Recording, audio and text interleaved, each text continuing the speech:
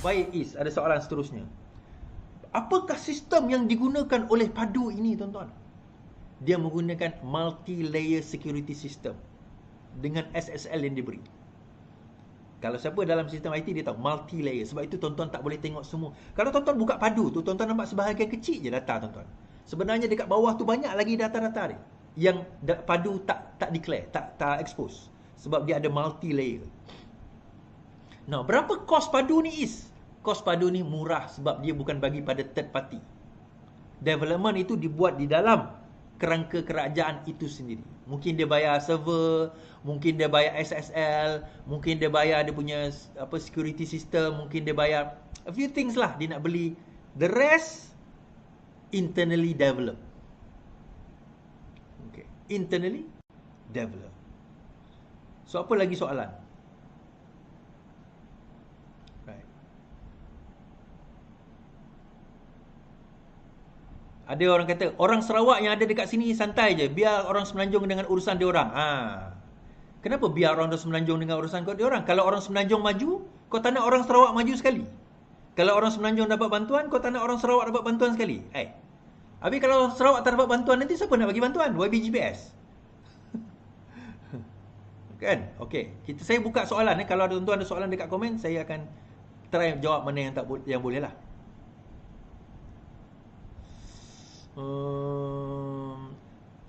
Sepatutnya kerajaan sekarang bongkar skandal MySejahtera. Jangan sejap rakyat dah fobia datang mari kita sabotaj. Fobia lama tak datang pula fobia baru. Encik Ramli. MySejahtera adalah sebuah syarikat yang diregister di Singapura. Vendor itu diregister di Singapura. Exactly my point.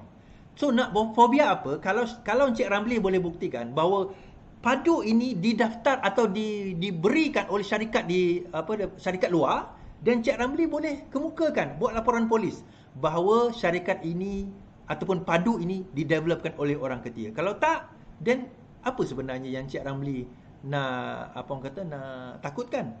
Tak faham. Kan? Right. Government nak bagi duit, tak nak sudah, betul?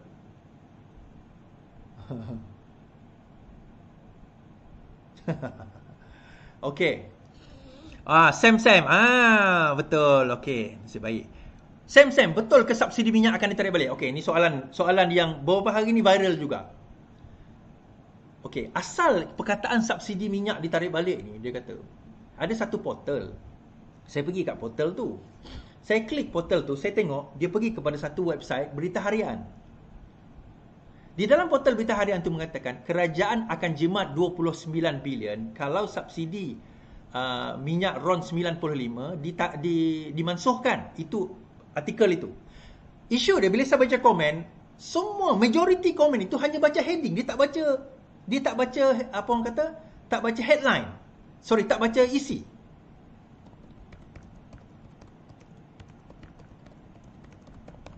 Okay? Dia tak baca isi tersebut. Alright. Baik, saya bacakan isi dan ini daripada berita harian. Saya nak jawab soalan Sam ya. Saya nak jawab tadi. Jawapan mudahnya tidak. Tapi saya nak baca apa sebenarnya isi yang menyebabkan orang kata subsidi itu ditarik balik. Ini adalah satu artikel yang pendapat yang dikemukakan oleh penganalisa di dalam Hong Leong Bank. Satu investment investment analyst yang menyebut di dalam Hong Leong. Dia kata pengapungan harga RON 95 diesel jimatkan 29 bilion ringgit subsidi kerajaan.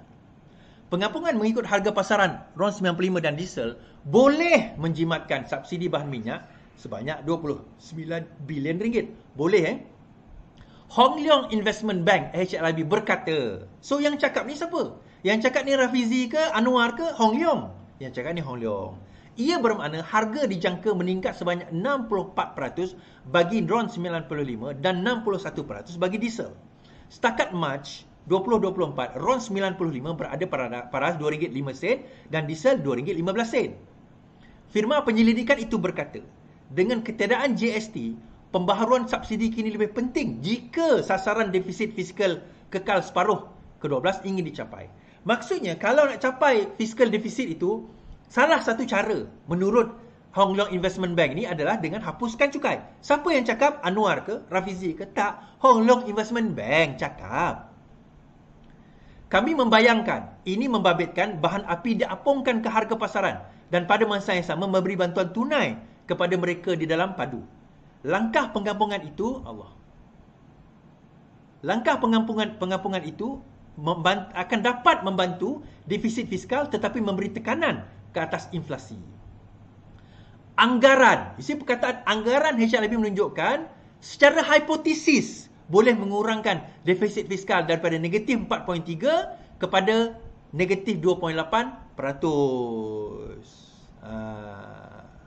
Subsidi dan bantuan di Malaysia telah meningkat hampir 3 kali ganda daripada 23 bilion pada 2010 kepada 64 bilion pada 2023 dan paling tinggi 67 bilion pada 2022.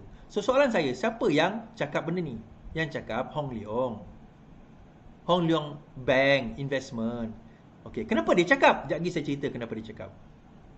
Ini Januari 2024 Kerajaan nafi subsidi RON 95 ditarik balik. Ini bulan Januari punya. Now, kenapa Hong Leong Investment Bank buat kenyataan itu? Sebagai investment bank, Hong Leong kena mengira semua kebarangkalian dan possibilities. Tujuan apa? Nama dia investment bank. Dia ada buat risk assessment.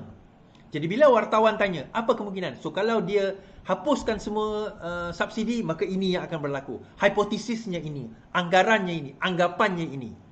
Tapi apa yang berlaku tuan-tuan? Ada orang ambil benda itu, kerajaan akan hapuskan subsidinya.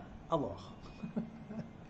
Tuan-tuan, ni saya nak cerita malam ni. Kerajaan tidak akan menghapuskan subsidi minyak.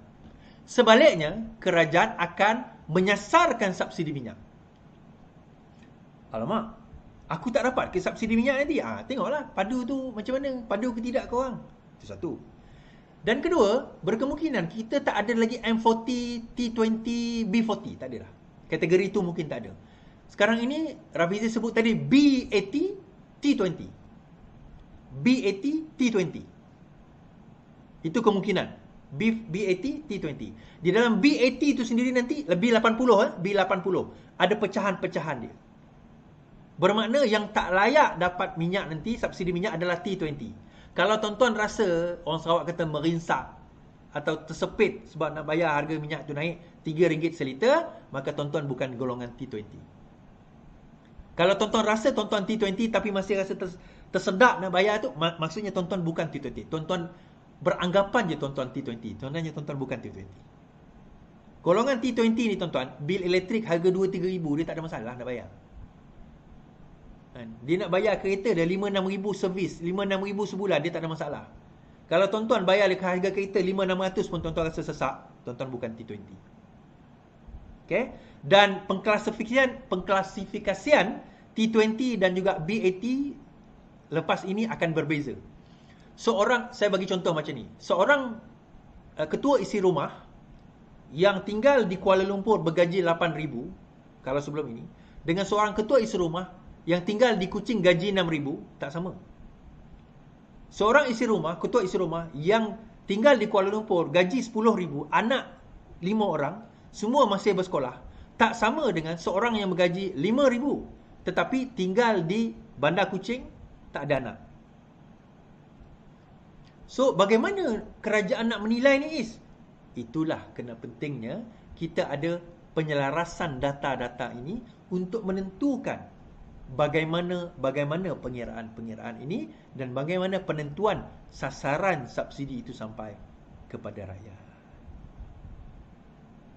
Okay, right. So kesimpulan dia, kalau tuan-tuan rasa tak nak daftar padu, it's up to you. Terpulanglah kepada tuan-tuan dan puan-puan, sama ada nak daftar atau tidak. Terpulang kepada kerajaan negeri Sarawak nak teruskan atau tidak. Tapi saya tutup dengan inilah tuan-tuan. Kenapa agaknya Sarawak rasa risau? Tak tahulah, bukan Sarawak. Well, tak apalah. I've said it anyway. Saya rasa kemiskinan di Sarawak sekarang ini under-report. Kemiskinan di Sarawak is actually under-report. Dan saya percaya dengan padu, dengan data yang semakin banyak, kita akan mendapati jumlah kemiskinan yang lebih ramai daripada apa yang terdapat di dalam report. Baiklah tuan-tuan, terima kasih kerana terus bersama dengan saya. InsyaAllah. Selamat malam, selamat beristirahat. Yang penting, lawan. Tetap lawan. Assalamualaikum.